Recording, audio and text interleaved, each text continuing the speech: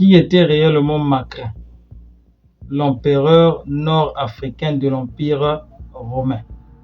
Dans le film Gladiator 2, Denzel Washington incarne Macrin, empereur romain à l'histoire captivante. Macrin, de son nom entier, Marcus Opellium Macrinus, empereur romain qui régna de 217 à 218, vit le jour à Césarée de Maurétanie, actuelle Cherchell en Algérie. Né dans ce qui est aujourd'hui l'Algérie, Marcus Opellium Macrinus fut l'un des rares empereurs romains originaires d'Afrique. Désormais, son nom est aussi celui d'un personnage du film Gladiator 2. Incarné par Denzel Washington, ce personnage se fraye son propre chemin jusqu'au pouvoir dans les tribunaux et les arènes traîtres de la Rome du IIIe siècle.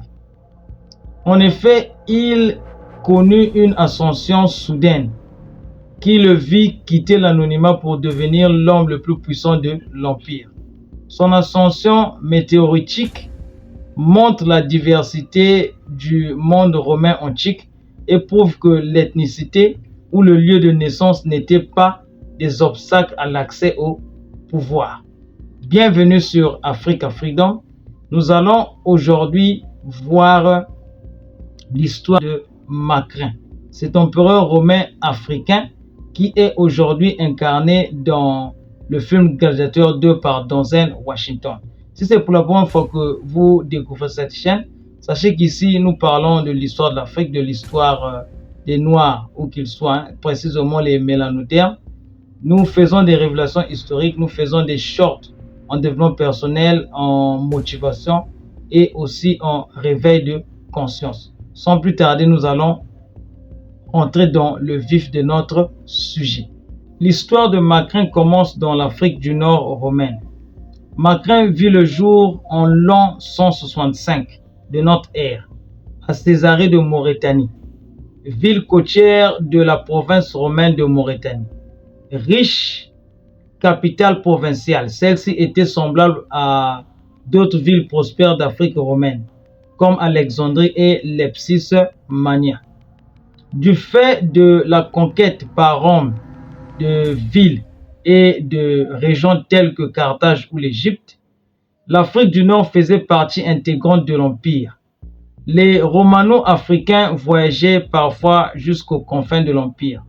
En étudiant les restes d'une femme de l'élite romaine qui avait été enterrée à York en Angleterre, les archéologues ont par exemple découvert qu'elle venait d'Afrique du Nord. Cette découverte illustre toute l'interconnexion, toute la diversité et tout le cosmopolitisme du monde romain. En effet, les Romano-Africains faisaient partie de quasiment toutes les classes sociales. Ils étaient aussi bien esclaves que soldats stationnés en Bretagne romaine, savants ou commerçants. En 193, Septime Sévère, né en actuelle Libye, devint d'ailleurs le premier empereur romain né en Afrique. Le racisme contemporain ne faisait pas partie de la vie romaine, mais les Romains ont souligné quand même pas moins leurs différences.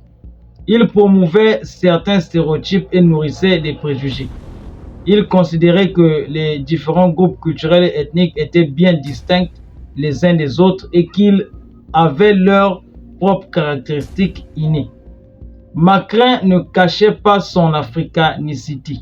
Selon l'historien antique Diode Cassius, il avait même l'oreille percée, fait que l'érudit attribue à une coutume des habitants de sa région.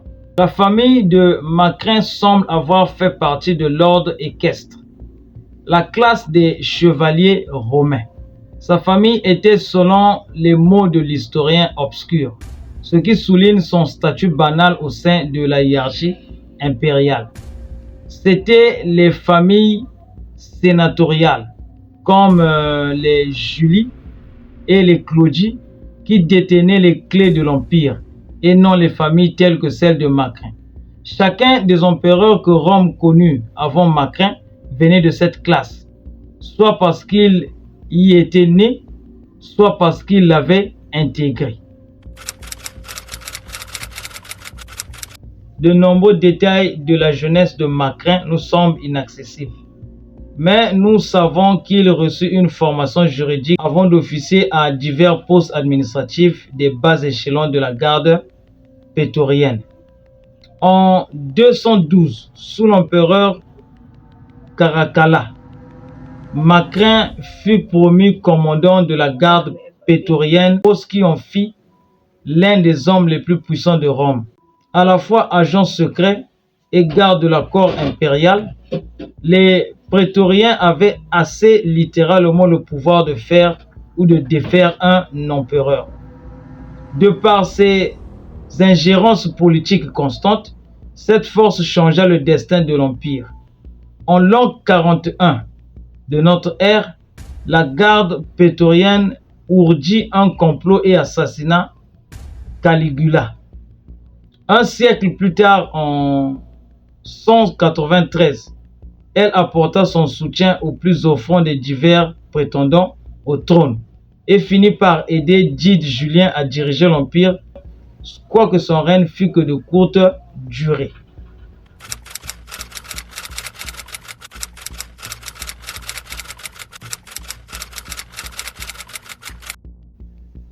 En 217, Macrin se joignit à la campagne de Caracalla contre l'Empire parthe en Asie centrale.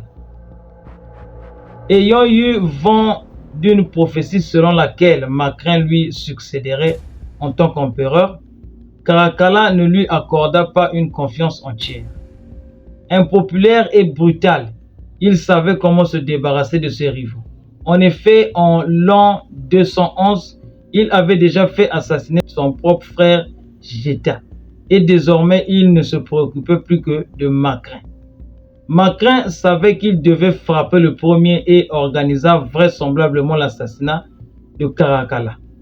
Alors qu'il voyageait pour se rendre dans un temple de l'actuelle Turquie, l'empereur fut poignardé à mort par un garde lors d'une halte en bord de route pour se soulager.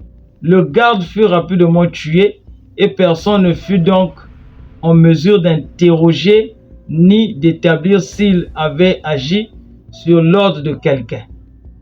Selon Hérodien, historien du IIIe siècle, Macrin ne voulait pas avoir l'air d'un usurpateur. Il fit donc respectueusement incinérer l'empereur damné et fit parvenir ses cendres à sa mère. Caracalla hors jeu, Macrin n'attendit pas qu'on le couronne empereur. Il s'empara bien plus tôt de ce titre lui-même. Peu semblèrent y avoir quoi que ce soit à redire. On était soulagé d'être débarrassé de l'impitoyable et irascible Caracalla. Macrin tenta de faire figure de souverain clément. En ce temps, la discipline militaire pouvait se manifester par la décimation, pratique qui consistait à tuer un soldat sur 10. Selon Hérodien, Macrin défendit la centimation, soit l'exécution d'un soldat sur 100. Selon Hérodien, cette posture n'était qu'une façade. Il accusa Macrin d'essayer d'imiter Marc Aurèle, empereur stoïcien largement aimé et admiré. L'étalage stoïcien de Macrin était superficiel. Peste Hérodien, car Macrin se vautrait dans d'infinis luxes tout en négligeant la conduite de l'Empire. Certains accusèrent même le souverain d'être incompétent. John Cassius affirma que l'empereur était moins habile dans la connaissance des lois que fidèle dans leurs applications. Les habitants de Rome lui reprochèrent également son statut équestre. Dans le même temps, ils s'opposèrent à son absence de Rome, car en effet, il n'y revint jamais après l'assassinat de Caracalla. Mais surtout, Macrin perdit petit à petit le soutien de l'armée. Ses membres avaient honte qu'il ait accepté la paix avec la partie. Le ressentiment à son égard s'amplifia lorsqu'il décida de réduire le salaire des nouvelles recrues afin d'économiser de l'argent.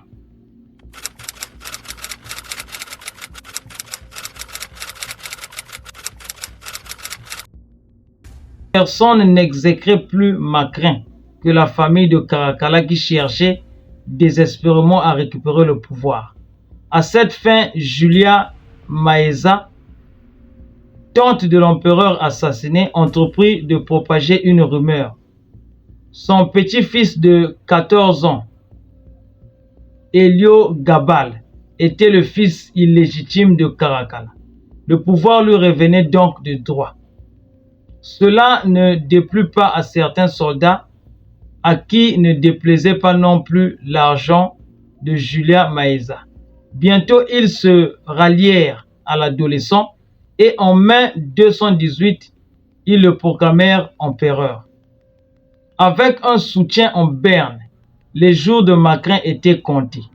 Julia Maeza et Elio Gabal se révoltèrent contre lui et le vainquirent lors de la bataille d'Antioche. Il fut frappé et mis à mort après à peine plus qu'un an de règne.